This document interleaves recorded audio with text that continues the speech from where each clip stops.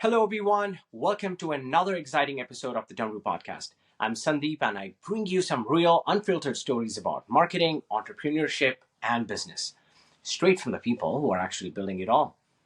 Today's guest is Amanda Dewar, who's the Executive Director at Strength Counselling, a company that has been providing online therapy for Canadians since 2010. Amanda's story is truly inspiring. From $5 in our pocket to building a barrier-free mental health service rooted in grit and compassion. Let's dive in and meet her. All right. Amanda, thank you so much for joining the Dumroo Podcast.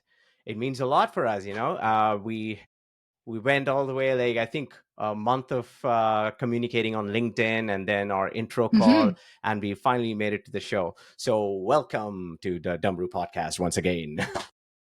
Thank you so much. Happy to be here. Awesome. All right. So Amanda, when we first started talking on LinkedIn, I had reached out to you as a cold outreach, which I'm pretty sure you get a lot of messages from tons of people trying to sell you something or the other, right? Yes. And in a similar way, I did the same thing. I reached out to you for help with marketing or like with videos and things like that. And let me tell you this, okay? Honestly, 9 out of 10 times, actually 9.5 out of 10 times, people don't respond, right? Including myself. Yeah. I'm sorry. But I was really, surprisingly, I would say that you responded to my message. And I was like, whoa, wait a second. And then I responded back and we just went communicating, which was, I feel, we don't get to see that often, right? And please take that as a compliment for sure, right? Certainly. So what made, so when you were responding to my message or any message that you respond on LinkedIn, what goes through your mind? Yeah, thanks for the acknowledgement there. We live in this culture now that has really shifted from when I was younger, say 20 years ago, that people just don't respond. They say like no response is a response. So no response is a rejection, essentially. And personally and professionally, as far as our businesses run, we don't believe in that. If we are going to reject an inquiry of some kind, we will let the person know because it's respectful. It all boils down to having respect for another human being. And when we don't respond, although it's often taken as a rejection, which it is, but that person is just still wondering what's happening. Like, oh, I guess so-and-so didn't respond. I guess it's a no. But isn't it just more efficient to have a solid no? And that's kind of where I sit, because the way that my brain works is I have, just like on a computer, I have 100 tabs open or more in my brain. And so when I have these tabs open, I'm like, oh, have to follow up with that, have to follow up with that. Or what's happening with Sandeep, or what's happening with this. And if the person's not responding to me, that tab is still open and it's very annoying to me. So I want to close the tab, but in order to close the tab, I need to close up the conversation. So I want to give other people the same respect that I'm asking from them. And so you reach out, that tab is presumably still open for you. You will think about that again in the future and wonder, oh, well, that's too bad, that didn't happen. But it still takes time and real estate in your brain to think about that. So with me responding and saying, we're not interested in marketing efforts at this time, that was you being able to close that tab because I respect you, even though I don't know you. And that's the same way we run our business, is when clients don't respond to us, we'll follow up after 2 weeks or a month and say, hey, just wondering how you're doing. Because it's a tab that's open. And so when we respond to them in that way, we don't hear back from them, we close the file, kind of thing. We're not going to respond multiple times or reach out that way, but we are going to let them know that we haven't forgotten about them. We're going to let them know that their participation here isn't just about money, although that's part of it. We want people to know that we actually respect them and we care about them. And so I live by the way that I ask my staff to run this company, and it's by responding to people, regardless if I know them or not, or if they're just trying to sell me something. It's just a courtesy that I believe humans can benefit from if they do it for each other. And honestly, I don't really care anymore if people respond to me or not. Like, I understand this is the culture that we're in. I don't agree with it. I Mm-hmm. don't support it. I'm not going to behave that way.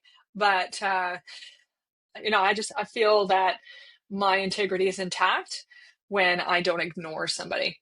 So that's why I responded to you, even though I wasn't interested in what No, you were offering. And I respond to everybody. I always respond to every single email, regardless. right. And I think that's, I think the business ethics, right? It comes with that.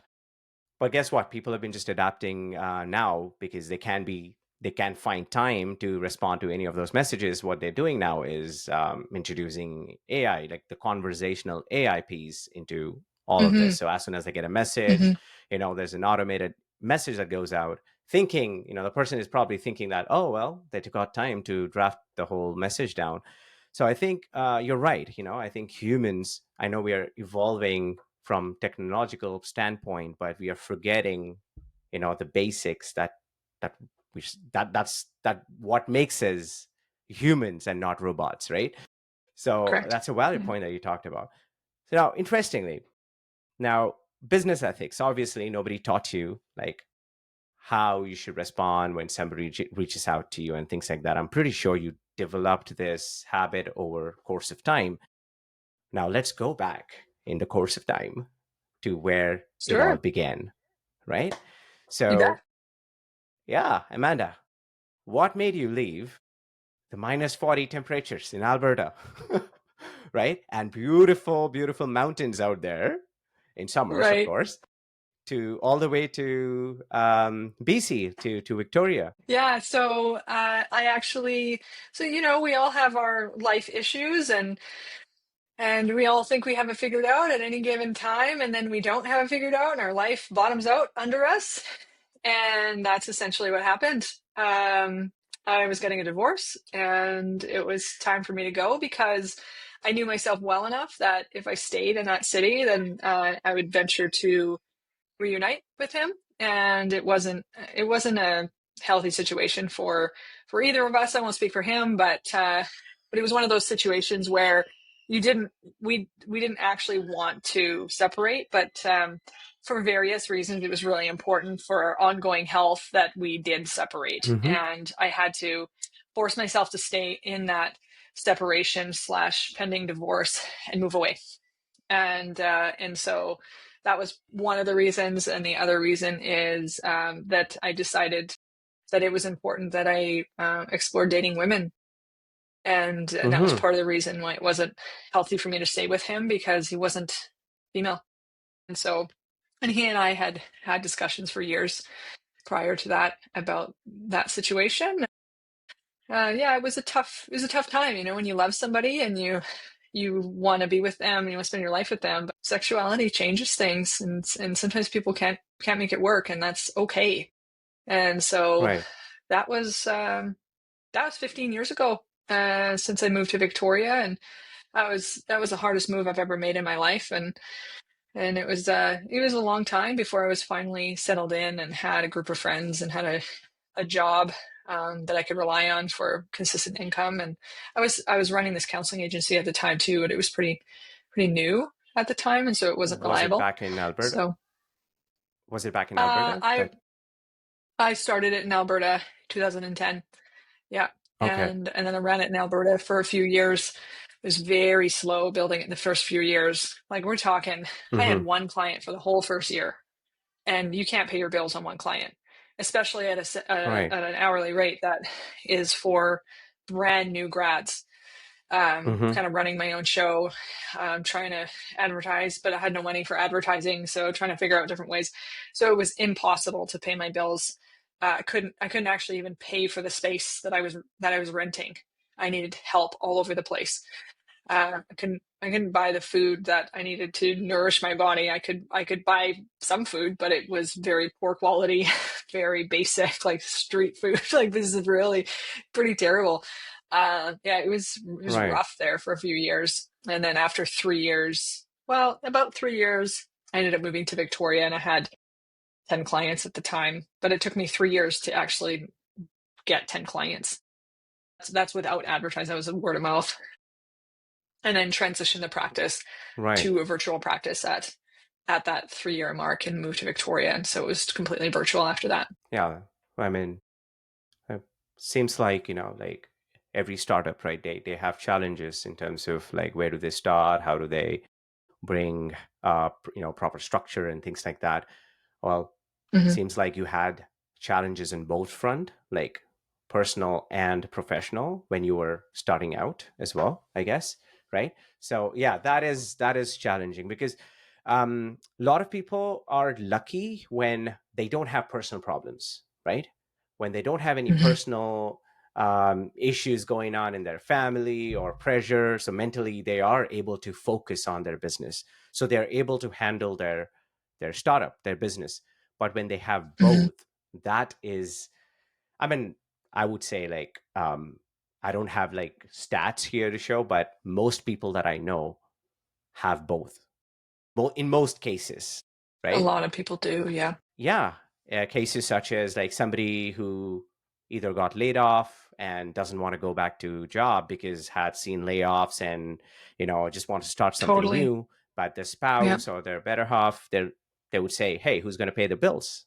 Right. Mm-hmm. So that constant pressure actually goes on both like personal and professional level. And everything boils down to money, right? What you Mm-hmm. just pointed out rightly, that you didn't have resources or enough cash flow to support for a space. And also, we're talking about 15 years ago when there was no virtual appointment, right? There was only in person, I believe, or maybe the on That's telephone. right. I'm not sure. I've never done that, but uh, yeah, I do remember like celebrities doing virtual, like what do you call, sessions over the phone with their therapist. But yeah, I don't know, Mm-hmm. how was it 15 years ago? So those challenges, you know, what would you say?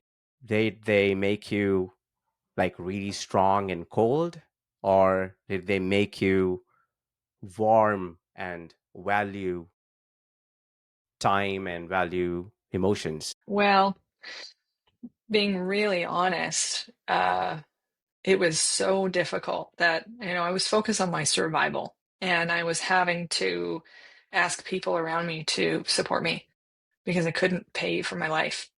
But at the same time, I had put 3 years into this business at that point, and I wasn't willing to throw those 3 years away and fold it. Um, and so, did it make me cold or warm?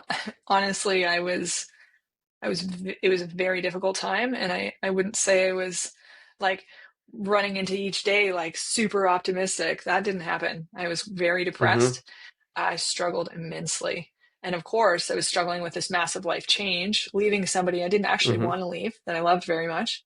I had to leave him. And coming up to Victoria and having no friends, no job. I tried to get a job. It took me 4 months to get a job, and I had a good track Mm-hmm. record. I had a master's degree. I had tons of jobs before I started the company. I had 2 companies I'd started, and I couldn't find work. It was just hundreds and hundreds of applications for every job that I was trying to apply Hmm. for, and 4 months. And eventually, what ended up happening, I was very, long story short, very pushy. I went into the building, and I said, "I've applied 6 or 8 times at this point. Can you tell me why you're not giving me this job? I'm qualified for this job. I'm super capable. I'm technically overqualified."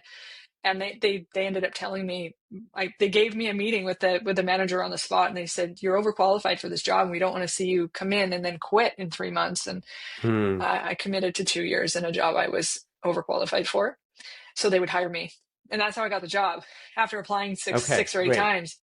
But anyway, so to answer your question, no, I wasn't all warm and bubbly. I was highly depressed, um, Mm-hmm. borderline suicidal at times. I did have some supports around me, but they were very surface supports because I didn't know these people very well. Um, I did have a partner at the time, first female relationship.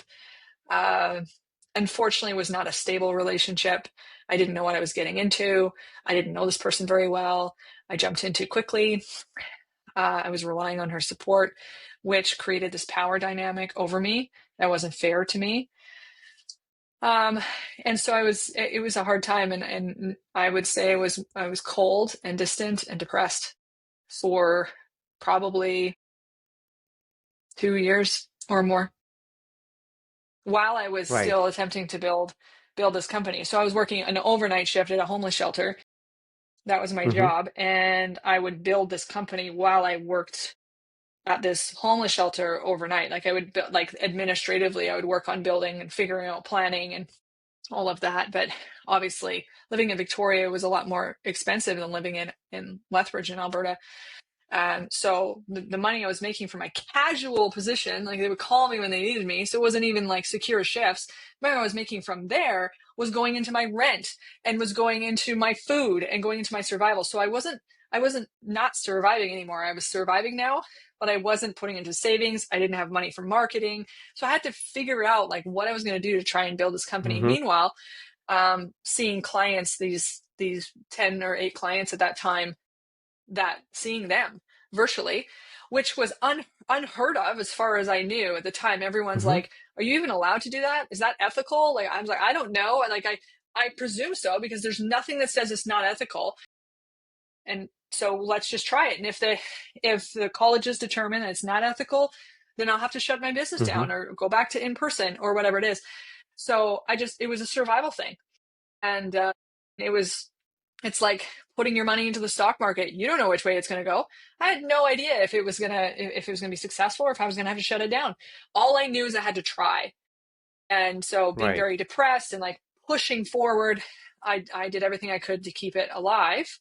And obviously now we know the pandemic happened, everything went digital, and Mm-hmm. that was a big win for our agency, big time. But at the time, it was extremely difficult. One of the hardest times of my life, for sure. And I Right. was also, on top of all of that, um, while I was leaving the relationship with my husband, I was dealing with addiction. I was Mm-hmm. becoming sober from addiction, and so I had that whole can of worms to deal with. For anybody who has gotten sober from addiction or tried to, you know how difficult that is. So that was all happening at the same time, and yeah, it was very Wow. challenging. Hmm. Wow. If there was like if you had a basket and you had like multiple eggs with problems, you had all the eggs in one basket, looks like, right? I did All have the tons and problems tons of that you issues. were thinking, right? Yeah, Uh, yeah. And a lot of wow. these problems were So you all tag silent a lot of because this. my Uh-huh. the people didn't know. People didn't. I mean, people knew. Oh, she's leaving a relationship or whatever. But people don't. When they just surface me, they don't really care. They don't know you. They got their own issues they're dealing with. So people Mm-hmm. didn't really know the extent of what I was dealing with. And I didn't tell everybody that I Mm-hmm. was getting into sobriety and newly sober, and I didn't tell people that Mm-hmm. because it wasn't their business, right? So people didn't know that either. People also Mm-hmm. didn't know that I had no money and that I couldn't support myself. People didn't know that. It was just the really closest people to me that knew that, but they were all in Right. Alberta now. And then the partner I was with, but we had Wow. tons of conflict. There was lots of fighting. It was very unhealthy. Mm-hmm. It was much worse than my marriage with the male that I was, and Mm-hmm. I loved him. I didn't want to leave him, so it was such a hard time. But the reality is that I pushed through day by day, and I did my best, and you do get through it. You know, you get some help, you get some counseling, Mm-hmm. you get some support wherever you can, and it will end. The struggle will end, and it will Right. get better. Right. But it's a challenge for sure. Yeah, there was a lot of eggs in one Yeah. basket at that time.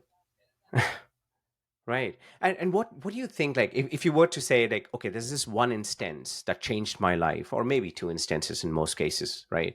Um, but what would that instance be that changed who you are today, right? I know you moved here, you had all these issues that you were going through. Um, but what changed? What happened that you decided, like, next day that I'm going to quit this? I'm just going to probably just go change my life. What was that? Well, I mean, every decision that I made that landed me in Victoria was a gradual change. I was in Mm-hmm. my own therapy for years before that to decide to get sober, Okay. and really the pivotal point was, I mean, the theme is I started being true to myself. So being true to myself means that I needed to explore dating women, which means it wasn't fair to him to stay with him, and that was a pivotal decision. And then being true to myself meant also that I didn't want to risk my life in addiction anymore, because I wanted to live. And so deciding to get sober from addiction helped fuel that decision to move to Victoria. New beginnings, new friends, new everything in Victoria. Because in Alberta, there was tons of triggers. I had to get out of the house I was in. There's tons of things because I was just participating in a pattern of addiction and this relationship that wasn't fair for me to stay in. So it was the pivotal change in my life happened when I decided to be true to myself. That's nice. That's the whole podcast that I intend to do, right? Being Good. true to yourself, which is great, right? And a lot of people don't talk about, they would talk about their hardships in a sense that is uplifting, would sound like, they're going through this, but they try to hide a lot of things when they are Mm, successful, right? And mm, and I'm happy mm-hmm, that, when I'm talking to you, seems like, the story that you're sharing is unfiltered, just coming out right from your heart.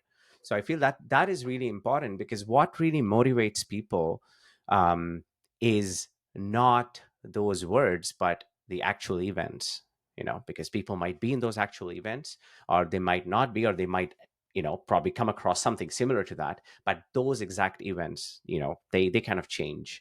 And every book is like that, right? It's like, a hero's journey, right? We are at the beginning part mm, of, Amanda right now, right? Now the mm-hmm, rising happens where we are in mm-hmm. Victoria, which was the gradual decision. I feel, I don't know if it's true or false, but, well, you'll agree or disagree with me, but, would you say that your counselor was one of the factors that kind of helped you make that decision to move to Victoria? Not directly, because she Okay. didn't. As counselors, we don't give advice, we don't provide direction. That's really important because we're not responsible for the choices that our clients make. We don't want to be responsible for that. Hmm. We want to say, here's the Right. information, here are some suggestions for you to consider, and then the client makes their Hmm. decision from there. So my therapist didn't tell me, hey, you should do this, this, and this. It wasn't like that. It was like, let's play the tape forward 5 years. Can you continue living like this for Hmm. another 5 years? And I was like, no, I can't. It's like, well, do you have to make a change? So it's pretty much like that. And she told me the same thing for 3 years.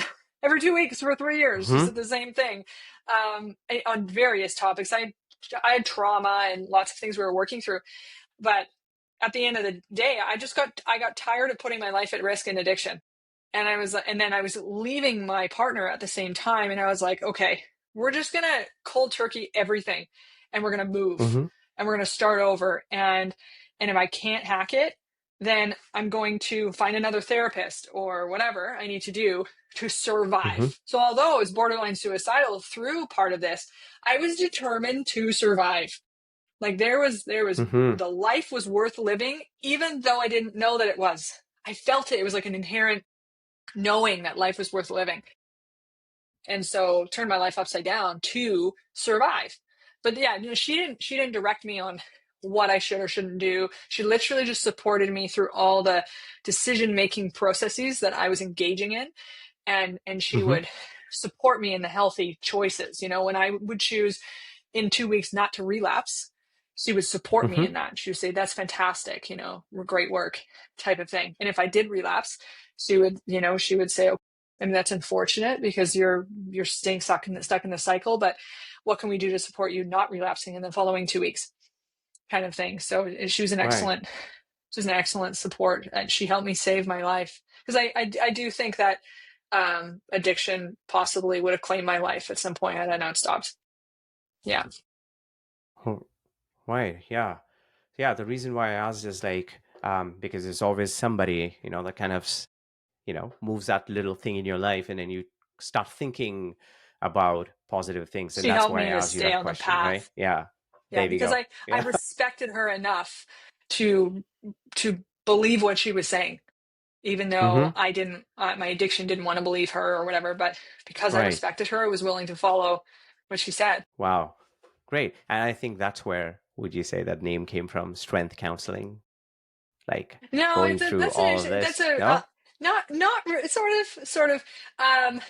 But so I started strength counseling obviously 3 years before I moved to Victoria. So I started strength Wow. counseling around the same time that I started seeing, her name is Marcia, started seeing Marcia for therapy.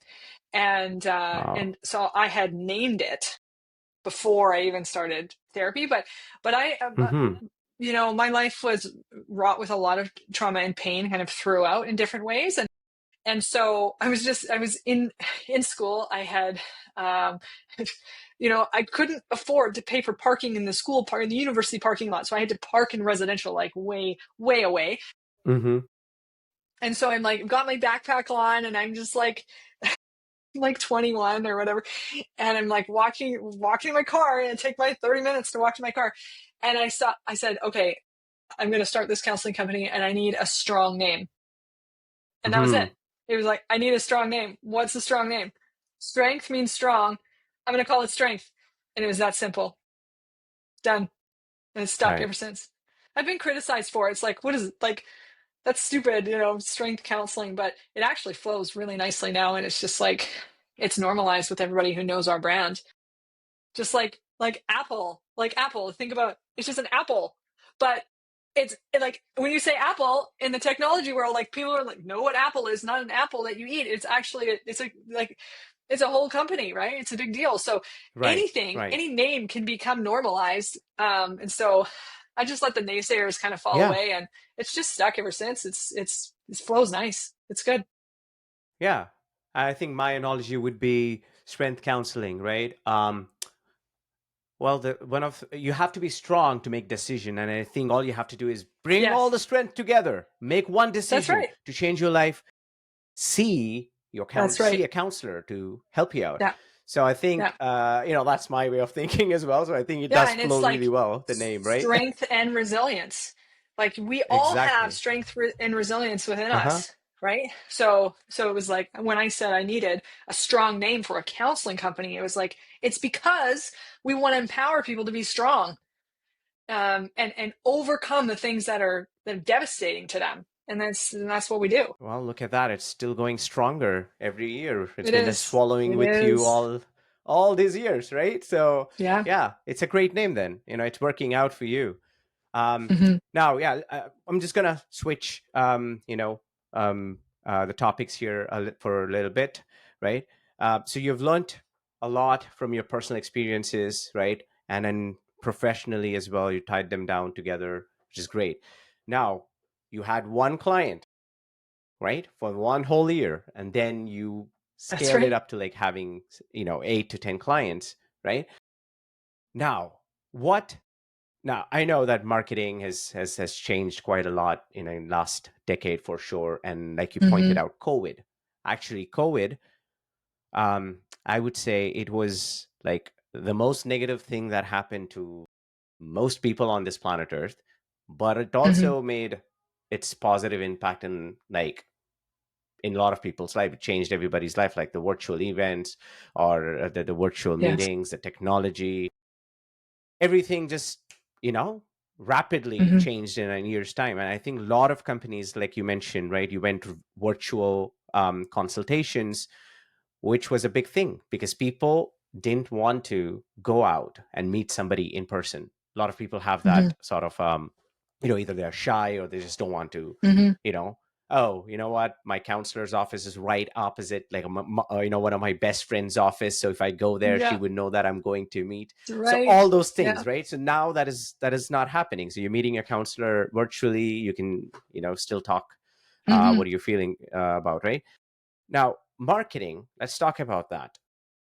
For strength counseling, Hmm. um, when we met for the first time, you mentioned that you've tried a lot of things, you've worked with a lot of marketing companies, you burned a lot of Yeah. money too, and somehow you felt things didn't work out your way, right? So, would you mind sharing with everybody, like, what are some of the things that you've tried and didn't work out your way? Oh boy. Well, yeah, we've tried all kinds of things. And I have burned tons and tons of money. So over the years, I mean, our most successful endeavors have been like like online resources where we sign up to be a resource for an affiliate website. And they, like psychologytoday.com or therapytribe.com or theravibe.com. And there's tons of companies that specialize in having these databases of counselors. But there's just a surplus of counselors. And so the competition rates are just astronomical. But we've been most successful with databases like that we've signed up for. And then we essentially give a 6-month window. And then if it's given us nothing, then we close it down. Medimap, for example, is another one. And we close it down. Psychologytoday.com has been the most successful by far. They've got excellent SEO, excellent programming. But yeah, so that's still successful. Like we've been with Psychology Today for, I don't know, 8 years or a long time since I've learned about it.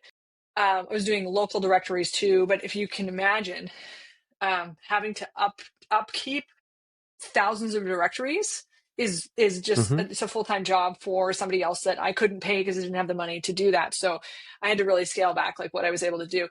So then as we started making more money, like we have like 30 clinicians now, and we have hundreds of clients. And now we're making more money where I can pay people. I can have a budget for marketing. And I've sunk like, multiples of thousands of dollars into each marketing campaign. We're talking like $30,000 in 6 months for a marketing campaign. And like influencers, for example, tried influencers, very expensive, did 6 months, and we're seeing 1% uptake in clients. Percent. And I was like, that is not worth $30,000. That is absolutely not okay. So we closed that up.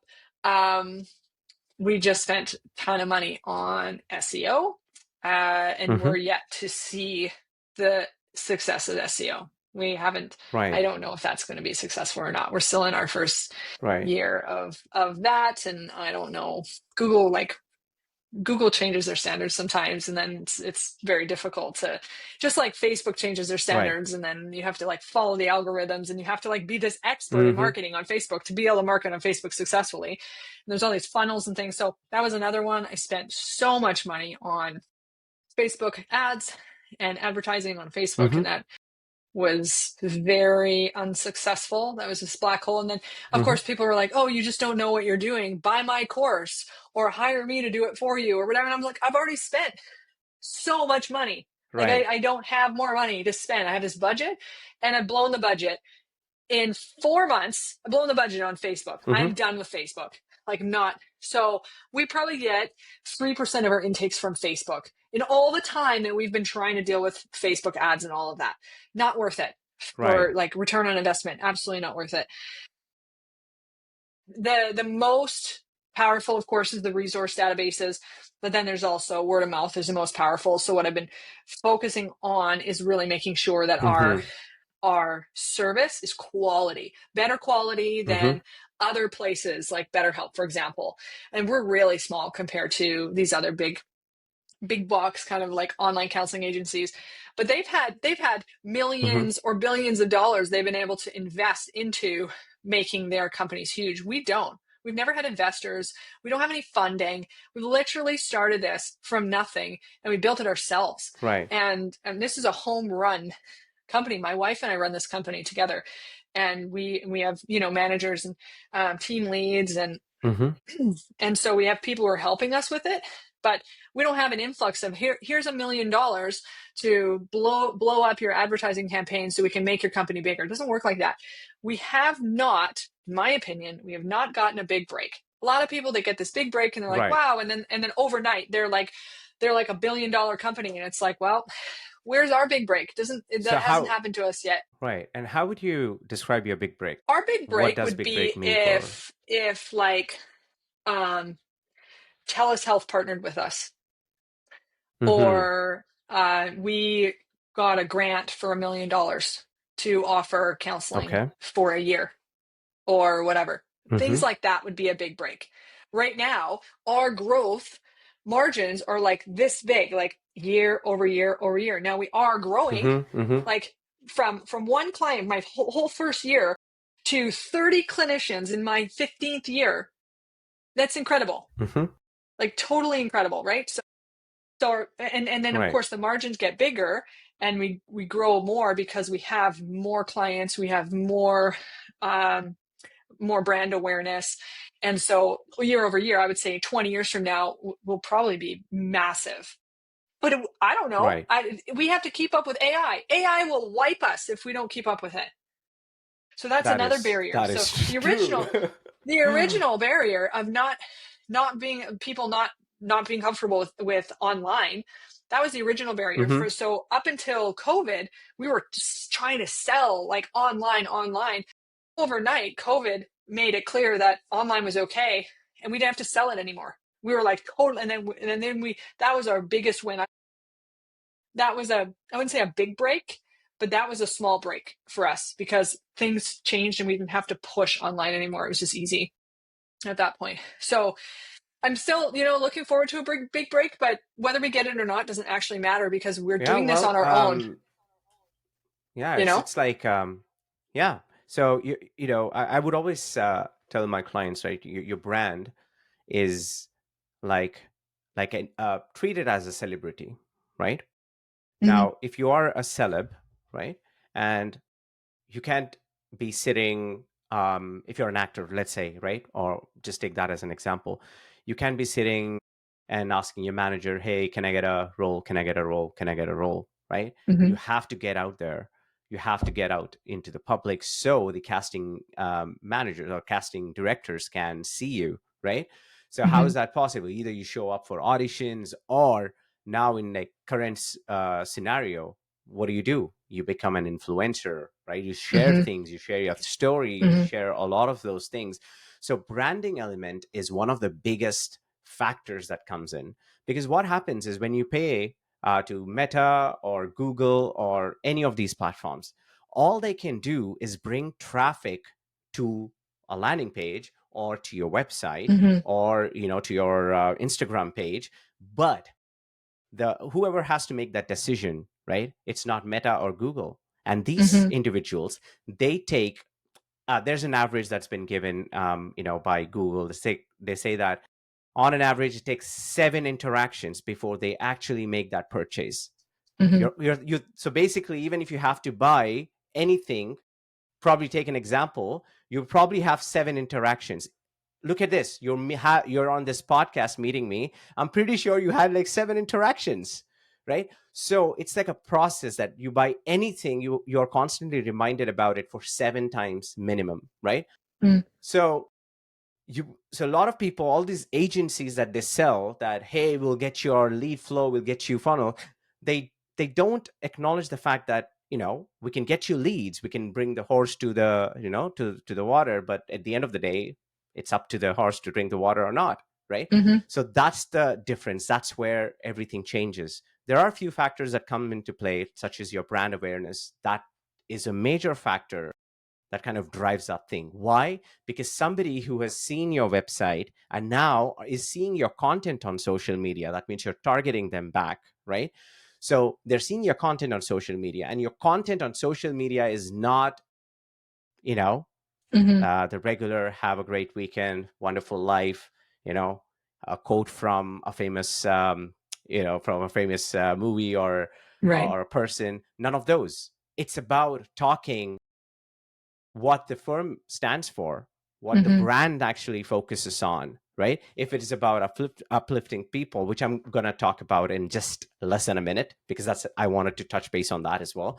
For Mm-hmm. example, so the brand needs to talk about their vision, what is their goals, right? Talk about their experiences, bring that out. And those are things that a lot of businesses don't think about, because they think it's going to cost a lot of money. No, it doesn't cost a lot of money. It costs you a lot of strategy, right? Which most of these agencies fail because, um, I'll be honest with you, any agency, even if you sign up for any of these SEO or ads, they only spend maybe in a whole month, maybe less than 5 hours. I'm also telling you like a bigger number, like 5 hours could be a lot, but Mm-hmm. less than that. That is the time that they give you. Why? Because they have 50 plus, 100 plus customers that they have to work with as well. And they're a small team, right? Mm-hmm. And that's where the challenge is. And that's why it's really important that, you share your strategy with the person that you're working with, saying that, hey, this is my vision, right? And this is how I want to go. What is a strategy? And it's not something is going to happen in a week's time or a month's time, or, it would take months of efforts, right? But you'd have to see progress in the first few months, right? And then you're able Mm-hmm. to have some faith that, okay, this is going to work. Just Right. the way how every company or startup works, right? But I'm pretty sure you will make it one day, because uh, somebody who started strength counseling, named the company Strength Counseling years ago, is still with strength counseling and has Mm-hmm. seen that graph go up. And I'm pretty Yes. sure you will, right? That's because you will make that happen for sure. Now, talking of the goals and focus, I remember you mentioned about um, you are different, in terms of like strength counseling is way different from all the other counseling therapists or counselors or companies. The reason being, you have something for every a plan for everybody, as in the Mm-hmm. sliding scale. It's just not about money, right? It's about Mm-hmm. helping and uplifting people. So how would you, I just wanted to want you to share with everybody, like how do you come up with that plan? What is the plan, and how can people sign up for that, right? Irrespective Sure. of the dollar value. Yeah. Yeah. So I always try and fill the gaps. If we have a gap in the system where a certain population can't be served, we fix it so we can serve that population. So we have our full experience counseling team, and they charge more money because they're like our counselors. To have a master's degree, you have to go to school for a bachelor, which is 4 years, and then you go to school for a master's, which is 2 years or more. And so these people have 6 or 7 years of education behind them. And people wonder, like, why is counseling so expensive? Well, these people are highly educated, and they have to pay their bills, and they have student loans and all of that. So so then we have our full counselors who get paid more, and they charge more. And then we have an interim counseling team, which is our novice counselors. So our novice Mm-hmm. counselors are the ones who've recently graduated, and they get paid less and they charge less. So Hmm. our sliding scale is massive, because I mean, as long as a client is willing to work with a novice, they can pay like half of industry standard, essentially, for a novice counselor. That novice counselor still has a master's degree. They just have less Yeah. experience in the field. So that person has still gone to school for 7 years. They're still certified with a regulatory college or association that certifies them as a social worker, clinical counselor, psychotherapist. And then and Mm-hmm. then each of these groups of people has a sliding scale within their group. So if someone says, I'm not willing to work with a novice, I must work with an experienced counselor, but I need sliding scale. Okay, well, you don't have to pay full Mm-hmm. price. We'll give you sliding scale, but it goes down to a certain point because this person still needs to pay their bills, right? And then we Yeah. have below that, we have our low cost program. So a client comes in and says, like, any client who comes in, they say, this is what I can pay. And we say, okay, we'll make it work for you. Here's the conditions of that. So a client comes in and says, I can pay $5. Okay, you might have to Mm-hmm. wait 4 months, but you can pay $5. Or if we have a student, you can start right away if you're okay working with a student. If they're not, they need a full experienced counselor, they're going to wait 4 months. If they want a novice, they might wait less time. It just really depends on, if they tell Right. us they want to work with a specific clinician, they'll have to wait for that specific clinician, which could be 9 months. It just really depends. But in the summer, usually wait times are 2 months or less, because in the Right. summer, summers are quietest time, and then fall is our busiest time, and then spring is also busy but not as busy as fall. So we have anybody can come in and say, this is what I can pay, these are the conditions I'm okay with, and we match them. Right. And if we can't match them That. right away, we tell them, this is how long you're going to have to wait to meet your conditions. Are you willing to reconsider working with a student? or a novice counselor, and they say yes or no, and we make an agreement that way. Right. That's a very good point that you mentioned, right? Because you would rather meet a new graduate who's just had like, tons of education backing all these years, right? For like almost 6 years of education. You'd rather meet a graduate and give it a shot than wait to see the most experienced counselor. Why? Some Because people are okay maybe, with that. you're Yeah. just making some.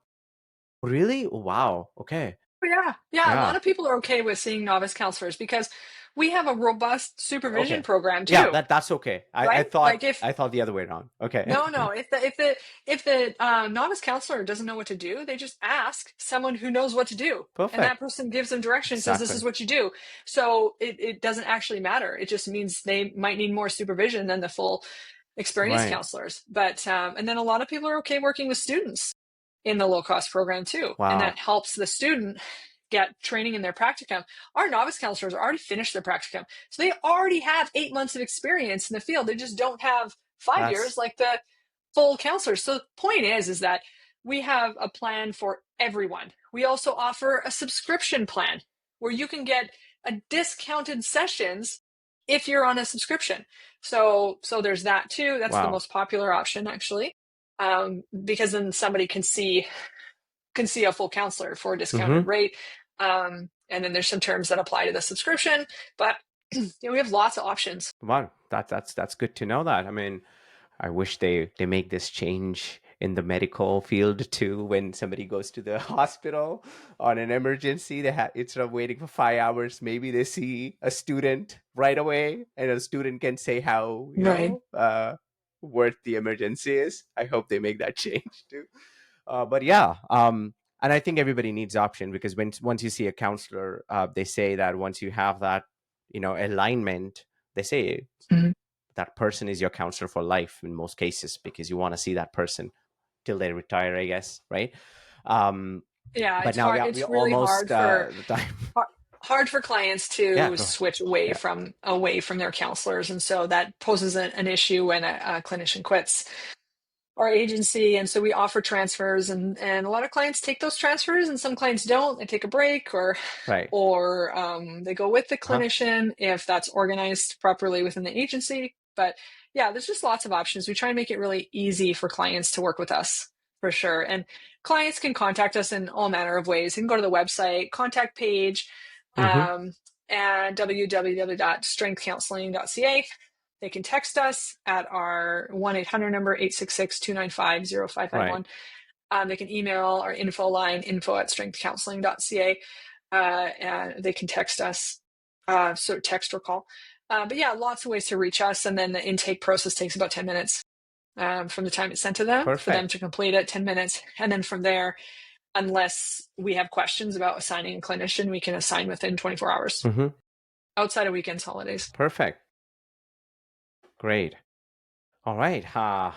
Just wrapping things up here. Amanda, your journey, shows courage, authenticity, right? Of course, strength, Yes. and a word that I picked up from you: no barrier commitment, right? Um, Yes. so what? So what's one piece of advice that okay? How about this? I'll just ask you a double-loaded question. So what's one piece of advice that you would give for someone who's just starting, let's say, a counseling practice today, or any entrepreneur, starting their business now?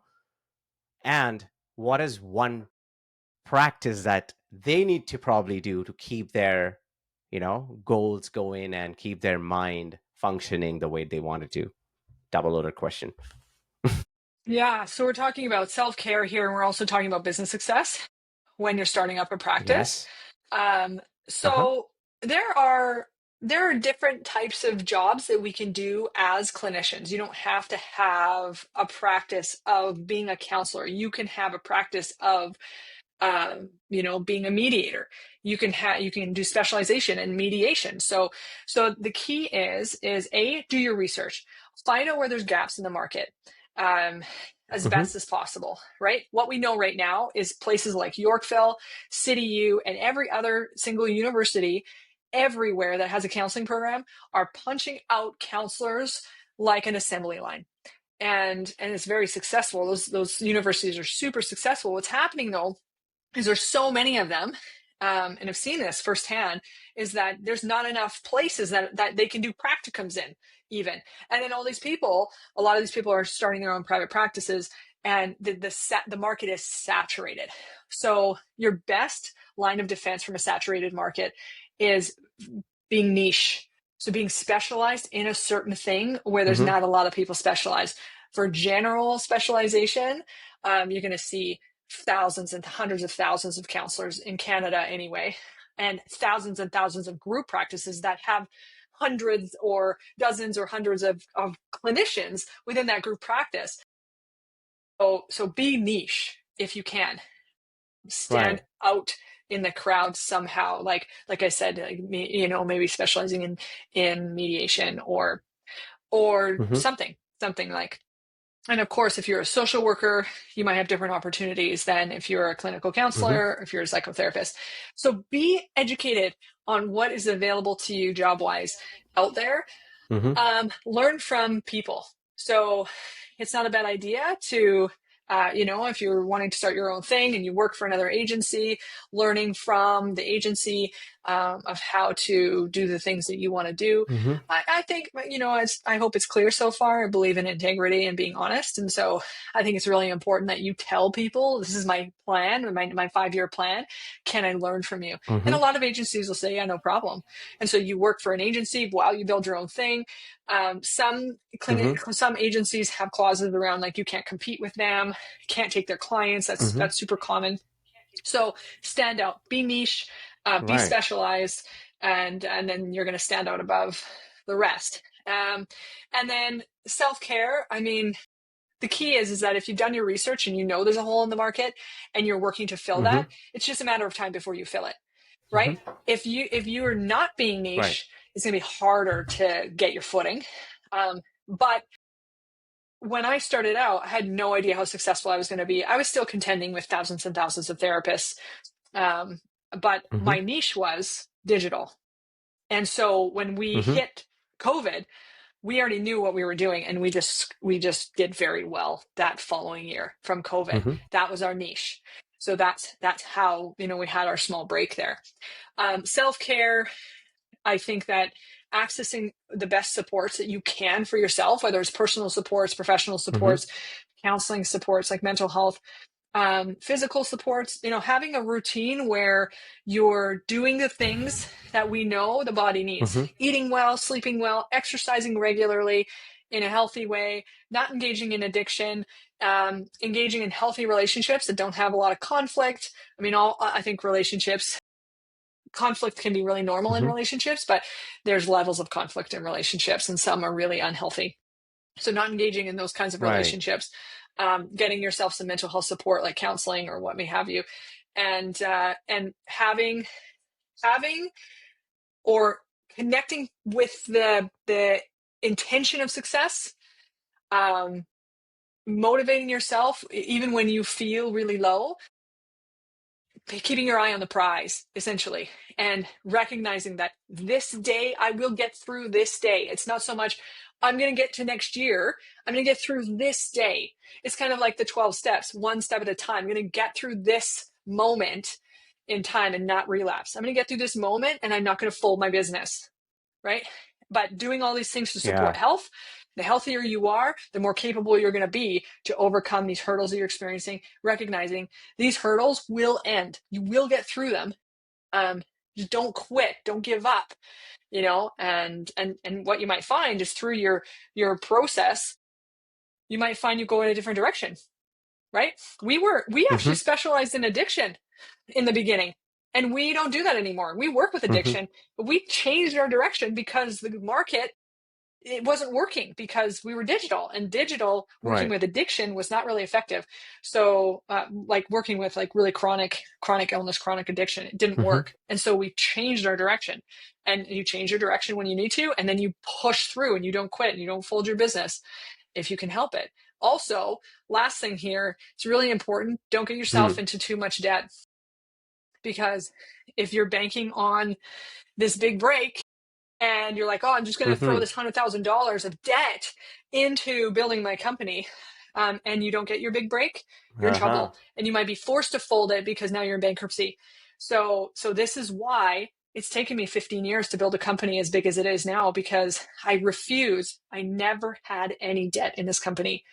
And I couldn't build it in 5 years because I refused to have any debt. I built it in 15, but there's just never been a pay the credit card off every single month. So if it's possible for you to do that, then do that. I mean, I had debt from my student loans, and I had to deal with that. I had debt from a car that I bought. Sometimes you have no choice, but business debt, I refused. And that's been very successful for us in the long run. Yeah. Awesome. Yeah. Well, that's a great advice, actually. You know what? I tell that to myself every single time. Cash flow is there, but don't go beyond what is required, right?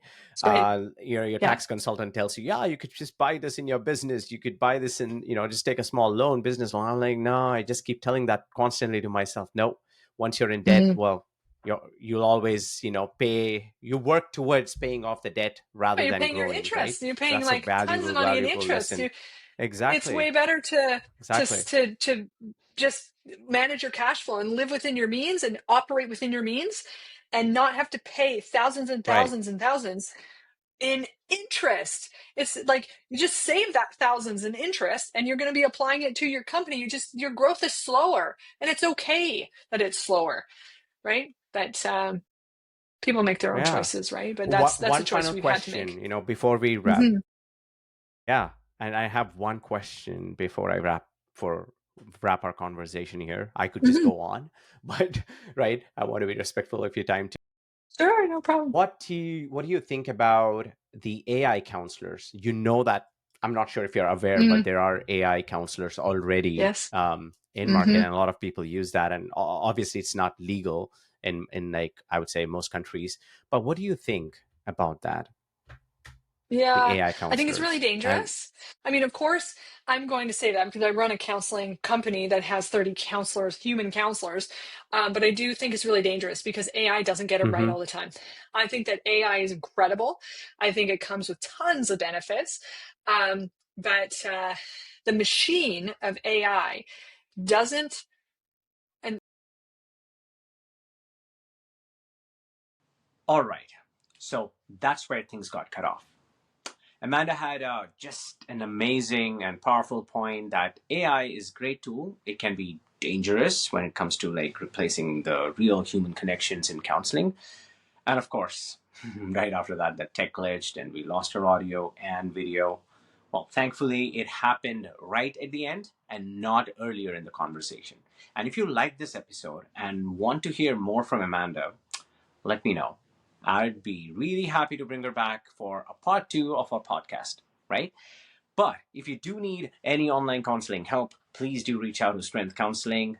And don't forget to subscribe to this channel, follow us on Meta and TikTok and LinkedIn, wherever you want to, for more episodes like this. Catch you in the next one.